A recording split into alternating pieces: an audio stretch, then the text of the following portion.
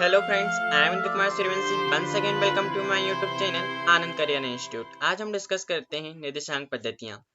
दोस्तों, किसी भी कारण की स्थिति को ज्ञात करने के लिए हम निर्देशांक पद्धतियाँ का यूज करते हैं। निर्देशांक पद्धतियाँ वह पद्धतियाँ होती हैं जो किसी क्षण किसी वस्तु की हमें स्थिति का ज्ञान बताती है या स्थिति की उस वस्तु की स्थिति हमें ज्ञात कराती है।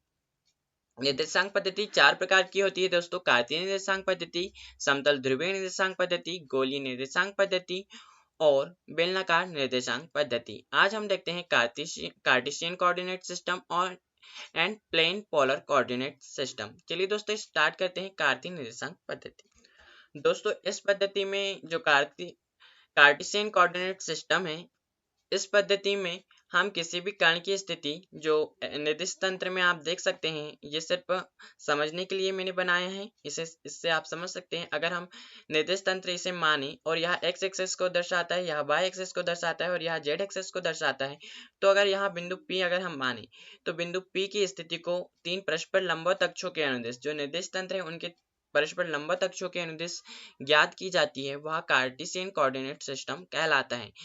साधारण अक्षों में कार्तीय निर्देशांक पद्धति की परिभाषा इस प्रकार से हम कह सकते हैं, वह पद्धति जिस पद्धति में हम किसी कण अथवा वस्तु की स्थिति तीन परस्पर लंबवत अक्षों x, y, z अक्ष के अनुदिश ज्ञात करते हैं, कार्तीय निर्देशांक पद्धति कहलाती है। चलिए दोस्तों, इसे हम इस प्रकार से समझ सकते हैं।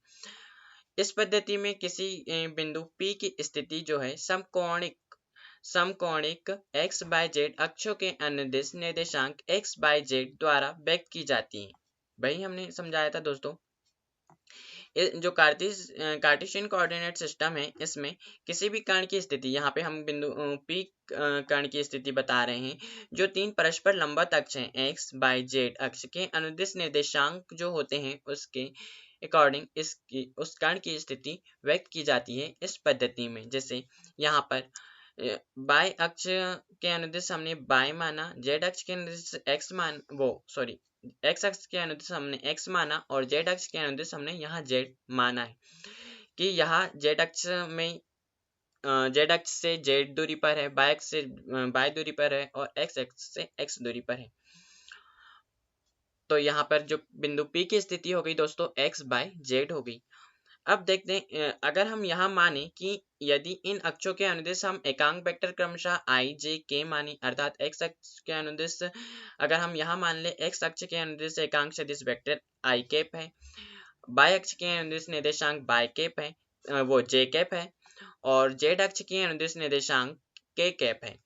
तो दोस्तों, हम इसे इस प्रकार से व्यक्त करेंगे। कार्तीय निर्देशांक पद्धति में बिंदु P की स्थिति अगर हम x अक्ष के अनुदिश निर्देशांक एकांक सदिश i कैप मानते हैं, y अक्ष के अनुदिश एकांक सदिश हम j कैप मानते हैं और z अक्ष के अनुदिश निर्देशांक k कैप मानते हैं, तो हम कार्तीय निर्देशांक पद्धति में वेक्टर r जो बिंदु P है उसकी स्थिति, क्योंकि यहाँ इस प्रकार व्यक्त करेंगे वेक्टर आर हम यहाँ इसलिए ले रहे हैं दोस्तों क्योंकि यह मूल बिंदु से r दूरी पर स्थित है इस निर्देश तंत्र में, इसलिए यहाँ vector r is equal to i cap x plus j cap y plus k cap z हो जाएगा। यहाँ पर जो दोस्तों OX है, OA है, वह x को व्यक्त कर रहा है, OB जो है वह y को व्यक्त कर रहा है और OZ जो है वह OC जो है वह z को व्यक्त कर रहा है। आई होप आपको कार्तीय निर्देशांक पद्धति समझ में आ गई होगी दोस्तों। यह बहुत ही इजी है। देखिए हमने क्या किया, साधारण सी बात है, किसी भी जो कण की स्थिति है अगर तीन परस्पर लंबवत अक्षों के अनुदिश ज्ञात की जा रही है तो भाई वह कार्तीय निर्देशांक पद्धति है। इसमें हम किसी कण की स्थिति है तीन परस्पर लंबवत अक्षों के अनुदिश ज्ञात करते हैं और इसमें किसी कण की जो स्थिति है दोस्तों वह x बाय जेड इस प्रकार प्रदर्शित की जाती है। अब हम देखते हैं प्लेन पोलर कोऑर्डिनेट सिस्टम। दोस्तों, अब प्लेन पोलर कोऑर्डिनेट सिस्टम होता क्या है।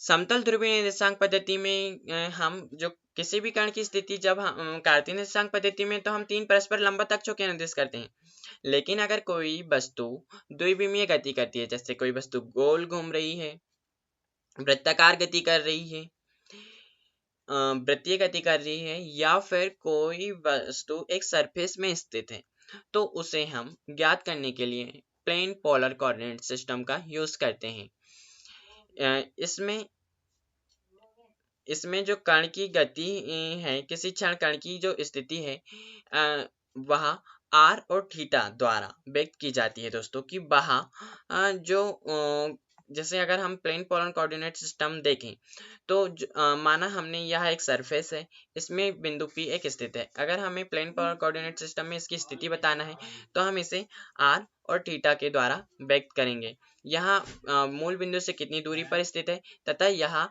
एक्स एक्सिस से कितना कोण बना, यहाँ एक्स एक्सिस से दोस्तों कितना कोण बनाती है। जैसे यहाँ पे OP जो है वह OX से थीटा कोण बनाती है और OP जो है इसकी लंबाई वेक्टर R है।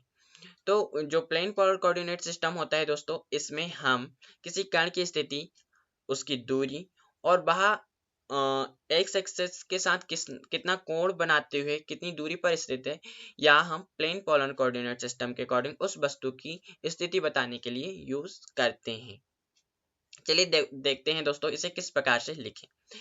यदि कोई कण एक तल में गति करता है, अर्थात कण की गति द्विविमीय होती है, तो किसी भी क्षण कण की स्थिति को कार्तीय निर्देशांक पद्धति में तो हम दोस्तों x बाय द्वारा व्यक्त कर देंगे, तथा हम समतल ध्रुवीय निर्देशांक पद्धति में किस प्रकार से व्यक्त करेंगे, तो अथवा समतल ध्रुवीय निर्देशांक पद्धति में r और थीटा द्वारा व्यक्त करते हैं। चित्र में हम देख सकते हैं जो समतल ध्रुवीय निर्देशांक पद्धति है, यहाँ पे कार्तीय निर्देशांक पद्धति में दोस्तों बिंदु P की स्थिति अगर हम देखते हैं तो x बाय द्वारा व्यक्त करेंगे, लेकिन जो समतल ध्रुवीय निर्देशांक पद्धति है उसमें हम बिंदु P की स्थिति r और थीटा के द्वारा व्यक्त करेंगे। स्पष्ट है जो बिंदु मूल बिंदु O है से कर्ण बिंदु P की जो दूरी है वह R है दोस्तों। यहाँ चित्र में आप देख सकते हैं O से P की O से जो बिंदु P की दूरी है वह वेक्टर R है और जो OP रेखा है वह OX से थीटा कोण बनाती है।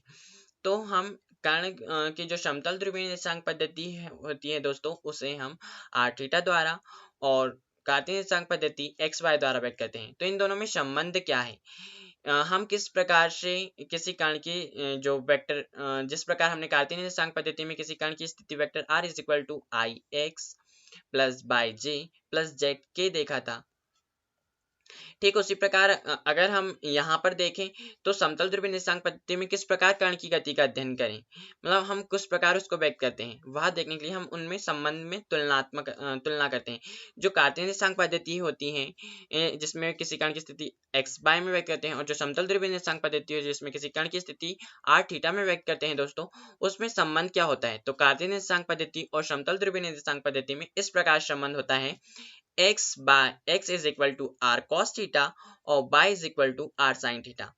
r तो समझ में आ गया कि इतनी दूरी पर स्थित है इसलिए r आ रहा है, लेकिन दोस्तों cos थीटा और sin थीटा क्यों आ रहा है यह आपको समझ में नहीं आता होगा। x is equal to r cos theta और y is equal to r sine theta, यह क्यों आया। चलिए दोस्तों आप यहाँ समझ सकते हैं, डायग्राम थोड़ा गड़बड़ हो गया है दोस्तों, बट आपको समझ में आ जाएगा। अगर हम मानते हैं यहाँ देखिए दोस्तों, अगर हम यहाँ माने कि कोई वस्तु जो स्लोप से उतर रही, माना कोई एक यहाँ पर वस्तु स्थित है और यहाँ इस ओर आ रही है, तो अगर जब भी कोई वस्तु आती है तो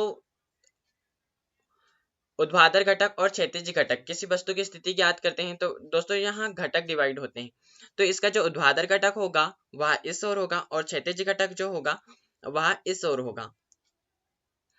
तो ऊर्ध्वाधर घटक हमेशा साइन थीटा से व्यक्त किया जाता है दोस्तों, और क्षैतिज घटक जो वह होता है जो एक्स एक्सिस से कितना कोण बनाता है, तो यहाँ पर हमेशा क्षैतिज घटक cos थीटा होता है। वही यहाँ पर इसलिए यूज हुआ है x is equal to r cos theta, वह x एक्सिस से कितना कोण बना रहा है, तो थीटा कोण बना रहा है उसे हम क्षैतिज घटक को हमेशा cos थीटा से व्यक्त करते हैं और ऊर्ध्वाधर घटक को हम sin थीटा से व्यक्त करते हैं, इसलिए यहाँ ऊर्ध्वाधर घटक y इज इक्वल टू आया r sin theta.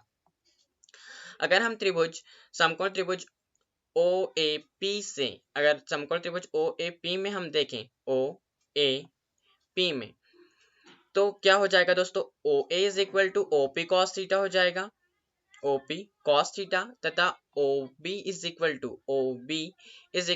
OP sin theta हो जाएगा। हम इसे समीकरण 1 और समीकरण 2 दे देते हैं। अगर हम इन दोनों का वर्ग करके जोड़ दें, क्योंकि हमें पता है ओ ए की वैल्यू x है और ओ बी की वैल्यू y है, तो क्या हो जाएगा दोस्तों, x square plus y square is equal to z square. या फिर अगर हम स्क्वायर को हटाते हैं तो इस तरफ वर्गमूल आ जाएगा, इसलिए यह आ जाएगा वेक्टर वो r is equal to under root x square plus y square. यहाँ तो हमें r की वैल्यू ज्ञात हो गई दोस्तों, लेकिन थीटा कैसे ज्ञात करें, क्योंकि यहाँ पर लंब और आधार में संबंध आ रहा है। अतः आपको एक ट्रिक याद होगी, लाल बटे कक्का। लाल बटे कक्का के द्वारा हम जब भी लाल लंब और कर्ण में संबंध होता है तो वहां साइन यूज होता है दोस्तों। जब भी आधार और कर्ण में संबंध बताया जाता है वहां कॉस यूज होता है दोस्तों। और जब भी लंब और आधार में संबंध बताया जाता है वहां टेन थीटा यूज होता है दोस्तों। इसी प्रकार अगर हम उल्टा कर दें तो sine cos tan, tan cosec sec cot. अगर कॉसेक का देखना है तो कर्ण बटे लंब हो जाएगा, सेक को देखना है तो कर्ण बटे आधार हो जाएगा, और कॉट हो जाएगा आधार बटे लंब। यहाँ पे हमें लंब और आधार में संबंध बताना था, इसलिए हम यहाँ पे टेन थीटा का यूज करेंगे दोस्तों। लंब बटे आधार, तो लंब की वैल्यू y थी और आधार की वैल्यू x थी, इसलिए आ गया tan theta is equal to y upon x. y upon x, अतः थीटा इज इक्वल टू हो जाएगा दोस्तों tan inverse y upon x. Tan इससे और पक्षांतरित हो गया। अतः किसी क्षण जो कर्ण की स्थिति है इसे हम इस प्रकार व्यक्त करते हैं, किसी क्षण t पर कर्ण की स्थिति वेक्टर। समतल ध्रुवीय निर्देशांक पद्धति में किसी क्षण कर्ण की स्थिति वेक्टर इस प्रकार होगा दोस्तों, vector r is equal to i cap r cos theta plus j cap r sin theta. यहाँ पे थीटा और r और थीटा की वैल्यू भी हमें फाइंड आउट हो गई, सॉल्व करके देख लिया हमने। और कर्ण की स्थिति को हम vector r is equal to i cos theta plus j sin theta द्वारा व्यक्त करते हैं। आई होप दोस्तों आपको बहुत अच्छे से समझ में आ गया होगा। Thank you for watching my